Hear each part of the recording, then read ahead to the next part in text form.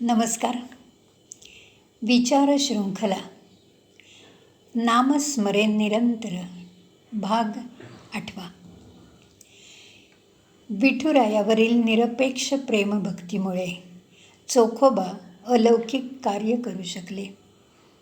महाद्वारी उभं राहून अखंड नामचिंतनात चिंब नाहून निघालेल्या चोखोबांमुळे इतर जातीतल्या संतांना प्रेरणा मिळाली. त्यांचा आत्मविश्वास जागा झाला.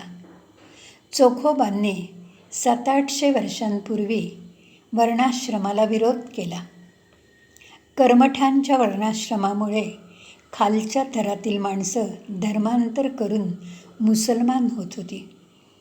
यावनी राजसत्ता त्यांच्या पाठीशी होती. चोखोबांनी या वास्तवाला शह दिला. आपली शक्ती धर्मांतर रोखण्यासाठी त्यांनी वापरली. या कार्यासाठी आपल्याला नामभक्तीतून शक्ती मिळाली असं ते सांगतात. शुद्ध चोखा मेळा करी नामाचा सोहळा, यातीहीन मी महार पूर्वी निळाचा अवतार. कृष्ण निंदा घडली होती म्हणवने महार जन्मप्राप्ती. चोखा म्हणे विटाळ आम्हा पूर्वीचे हे फळ. पंढरपूर ही संतांची मिरास, त्यांचं ते सुखाचं माहेर. या माहेरी आपण देह ठेवावा ही चोखोबांची इच्छा होती. नामदेव हे त्यांचे गुरु. आपल्या भक्ताची इच्छा गुरुला मान्य होती. आपली इच्छा आपला विठुराया पूर्ण करणार याची चोखोबांना मनोमन खात्री होती. पंढरपूरपासून जवळ असलेल्या मंगळवेढ्यात गावकोटाचं काम सुरू होतं. या कामावर चोखोबा रुजू झाले आणि हे काम चालू असताना ढासळलेल्या कोटाखाली चोखोबांचा देह गाडला गेला. चोखोबांच्या पांडुरंगाने आपल्या लाडक्या नाम्याला म्हणजे नामदेवांना चोखोबांच्या अस्थी आणायला मंगळवेढ्याला पाठवलं. नामदेवांनी विचारलं, मातीच्या ढिगाऱ्याखाली अनेक कष्टकरी माणसं गाडली गेली आहेत. चोखोबांच्या अस्थींची ओळख कशी पटणार? पांडुरंगाने नामदेवांना सांगितलं की ज्या अस्थीतून पांडुरंग पांडुरंग असा नामगजर कानी पडेल त्या माझ्या लाडक्या चोख्याच्या अस्थी. नामदेव मंगळवेढ्याला गेले.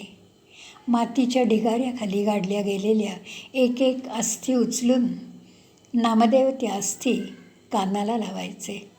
आश्चर्य असं की काही अस्थी कानाला लावल्याबरोबर पांडुरंग पांडुरंग असा नामाचा गजर नामदेवांच्या कानी पडला.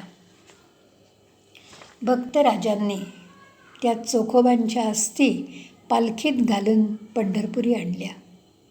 पालखी मिरवत मिरवत विठुरायाच्या रावळ्यासमोर आली. त्या जागी अस्थी पुरल्या. वैशाख वद्य त्रयोदशीला इसवी सन 1338 त्या जागी समाधी बांधली. ही समाधी नामदेवांच्या पायरीसमोर आहे. संत चोखामेळ्याच्या समाधीचं दर्शन घेऊन नामदेवांच्या पायरीवर माथा टेकून नंतर भक्त चोखोबांच्या विठुरायाचं दर्शन घेतात. आजही वारकरी हा संकेत आवर्जून पाळतात. मरणोत्तर विठुभक्तीचं पुण्य जोडणाऱ्या चोखोबांच्या अस्थीतून संत नामदेवांना विठू नामाचा गजर ऐकू आला. यातच संत चोखामेळा यांच्या निरपेक्ष भक्तीचं रहस्य दडलेलं आहे. देहाचा विटाळ देहासंगे संपला, विठ्ठलानी चोख्यासी जवळ बैसविला. संत चोखामेळा हे पंढरपूरचं भूषण आहे. चोखोबांची समाधी म्हणजे पंढरीतलं भाविकांचं एक श्रद्धास्थान आहे.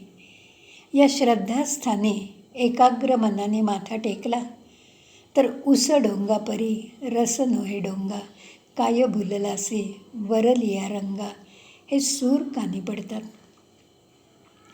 चोखा मेळा संत बला तेणे देव बुलविला. भक्ती आहे ज्याची मोठी त्याला पावतो संकटी.